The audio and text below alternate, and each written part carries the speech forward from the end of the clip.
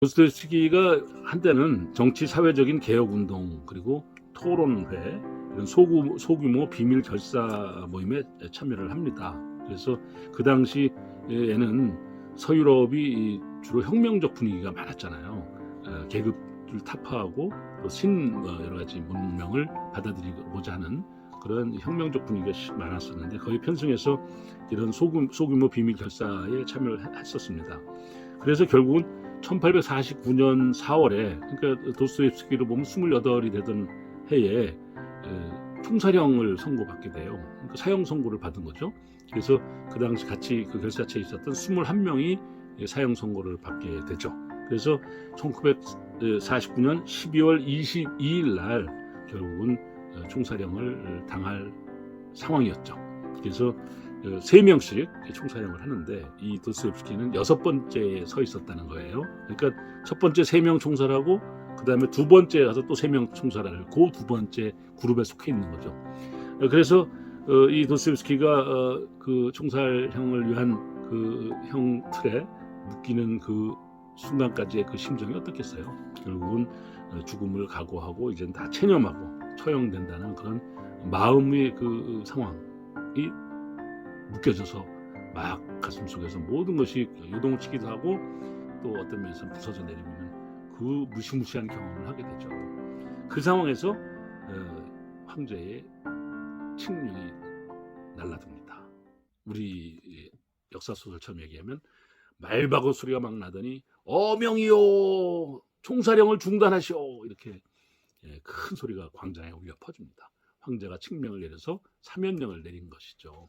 그래서 결국 도스토옙스키는 물론 그 같이 있었던 총사령에 처해있던 모든 사람들은 4년의 중노동, 그 당시에 중노동은 이제 징역형인데 중노동은 이 쇠사슬, 굵은 쇠사슬을 발에 묶고 도망가지 못하도록 발에 묶고 중노동을 하고 그리고 또 4년 동안은 군대로 끌려가서 아주 맨 부하 쫄병으로 근무하게 되는 그러한 형으로 그러니까 대략 10년 정도라고 하는데 한 10년 정도의 실형을 살게 되는 그런 과정이 젊은 나이에 있게 됩니다. 이 도스토옙스키가 얼마나 놀라운 이 역경을 지내왔나를 살펴보면 참 어떻게 보면은 제가 이 고등학교 때 이 책을 보면서 이 도스토옙스키에 대한 여러 가지 자료를 보면서 깜짝 놀랐어요. 도스토옙스키는 유명한 도박꾼이었던 거죠.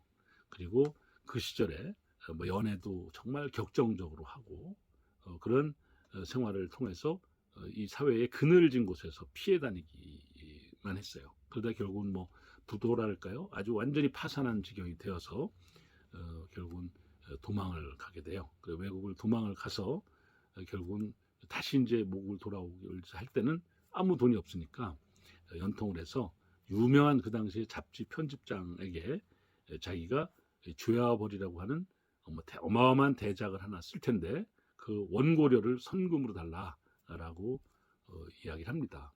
워낙 이 도스토옙스키가 유명한 사람이다 보니까 그 잡지 편집장은 약간의 계약서를 쓰고 그 돈을 보냅니다. 그래서 결국은 1865년도 10월에 귀국을 하게 되죠. 그 귀국을 해서 결국은 그가 글을 쓰기보다는 도박도 하고 또 다시 이제 그런 생활에 젖어가다 보니까 돈은 다 떨어져 가는데 그 이행하는 계약서에 이제 그 마무리 기간이 1개월밖에 남지 않았어요. 근데 그거 만약에 그 안에 이행을 다 하지 못하면 그는 정말 엄청난 손해배상을 해야 되는 피해 배상을 해야 되는 그런 아주 정말 노예계약 같은 것이었죠. 그래서 부득불 아주 그 엄청난 그 속기사와 함께 글을 쓰기 시작을 합니다. 그래서 1866년도 그러니까 귀국한 지 바로 다음 해에 도박사라고 하는 중편 소설을 완성을 해요. 중편 소설을 넘겨주는 것으로 일단 그 잡지사 편집장으로 맡은 선금에 대한 그 계약서에 대한 파기는 하지 않고 다행히 좀 모면을 하죠. 그런데 그때의 그 속기사를 맡았던 분이 안나 스니트키나라고 하는 여성인데 그 속기사와 두 번째 결혼을 하게 됩니다.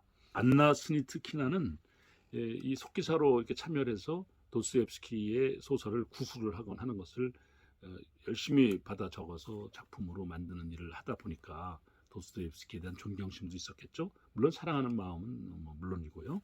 그래서 이 남편의 여러 가지 고난, 간질, 발작, 그리고 노름 뭐 이런 것들이 다 있어도 결국은 이 속기사는 그 남편의 도스토옙스키의 천재성에 대한 그런 감동이 와서 헌신적으로 내조를 하게 됩니다. 그런 사이에 뭐 첫 아이도 사실은 둘 사이에 첫 아이도 있었는데 첫 아이도 먼저 세상을 떠나요. 그런 가슴 아픈 속에서도 이 속기사가 이 도스토옙스키를 정말 눈물 나는 그런 헌신적인 내조를 해서 도스토옙스키가 그때부터 많은 작품들을 현재 남기게 되는 그런 과정을 우리가 보게 됩니다. 이 도스토옙스키에 대한 평가를 굉장히 많은 사람들이 정말 놀랍게 하고 있는데요. 한번 우리가 살펴볼까요? 뚜르게네프라고 아주 유명한 작가 있죠. 그 톨스토이 잘 아시죠? 이런 분들이 아주 도스토옙스키를 높이 평가합니다. 프리드리히 니체가 이런 말을 했어요. 마르틴 루터 다음으로 독일 정신적 영향을 크게 끼친 인물이다. 이렇게 표현했습니다. 앙드로 말로라고 아시죠? 앙드로 말로 스스로가 이렇게 고백을 합니다. 자기 세대의 지성사에 깊은 영향을 끼쳤다. 이렇게 얘기를 합니다. 장폴 사르트르는 또 이런 얘기를 합니다. 자신의 실존 철학은 이성의 횡포에 대한 도스토옙스키의 비난에서 영감을 얻었노라. 이렇게 고백을 합니다. 이런 데 반해서 또 레닌은 결국은 이 볼셰비키 혁명을 했던 그 혁명가답게 이런 아주 냉소적인 이야기를 합니다. 레닌은 도스토옙스키를 향해서 이렇게 얘기를 하죠. 나는 그런 쓰레기를 읽을 시간이 없다. 이렇게 얘기를 합니다. 역시 그 사회주의 혁명의 또 주역 같은 그런 자세죠. 도스토옙스키가 저에게 이런 얘기를 하고 있다고 저는 생각을 했어요. 인간이 가진 최고의 절망과 좌절된 순간, 그 상황으로 보면 돈도 완전히 다 탕진을 하고 노름뿐이고, 그리고 자기가 연애 감정 얼마나 순수하고 심리적으로 많은 그런 격정적인 분이에요. 그런 것들을 통해서 가지고 있는 가슴앓이, 또 치열하고 처절한 심정, 이런 것들에 의해서 그 국내 자기 나라에서는 살지도 못하고 유럽으로 도망을 갔잖아요. 도망을 가서 살다가 그나마도 또 다 탕진하고 아무것도 없어서 원고료를 선급으로 받아서 그리고 간신히 들어와서 또 살면서 겪었던 그 수많은 좌절의 그 상황 속에서 얼마나 많은 참 극단적인 그런 심리 상태였겠어요. 더더군다나 이미 20대에 그가 사형장에서 총살형을 당하는 그 순간까지 갔었던 그 상황을 겪었으니까 얼마나 도스토옙스키의 그 심리적 그런 복잡다단한 마음은 미루어 상상할 수도 없죠. 그런 도스토옙스키가 자기의 처해져 있는 상황을 잘 딛고 일어나서 자기가 처해 있는 상황을 오히려 자기 자신의 내면의 세계를 잘 승화시키고 더 오히려 많은 것들을 새롭게 창조해내는 그런 창조적 상상력으로 그걸 전환시키는 그런 것을 통해서 오히려 자양분이 되고 더 많은 고난이 오히려 더 많은 성취를 그런 잉태하는 것이 되었다라고 도스토옙스키를 평가할 수 있겠어요.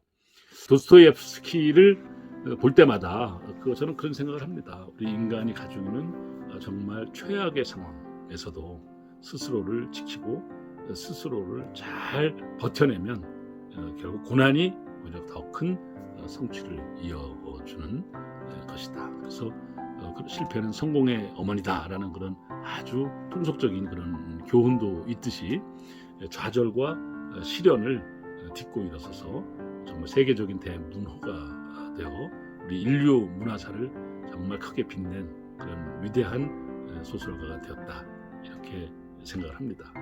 우리 이근규 TV를 사랑하시는 구독자 여러분, 얼마나 우리들 주변에 삶이 팍팍합니까? 어렵죠. 또 고통스럽죠. 쓸쓸하죠. 정말 어떨 때는 하루 앞도 내다볼 수 없는 그런 마음이 좀 좌절감도 느끼는 그런 참 우울한 날도 있지요. 이겨내자고요. 도스토옙스키라는 사람도 있었는데 라는 생각을 하면서 60년을 살다간 그런 19세기 말에 그런 위대한 소설가를 생각하면서 또 죄아벌도 읽고 또 가난한 애인들도 찾아보면서 까라마조프가의 형제들도 찾아서 둘쩍둘쩍 해보면서 이 아픔과 이 좌절을 딛고 이어서는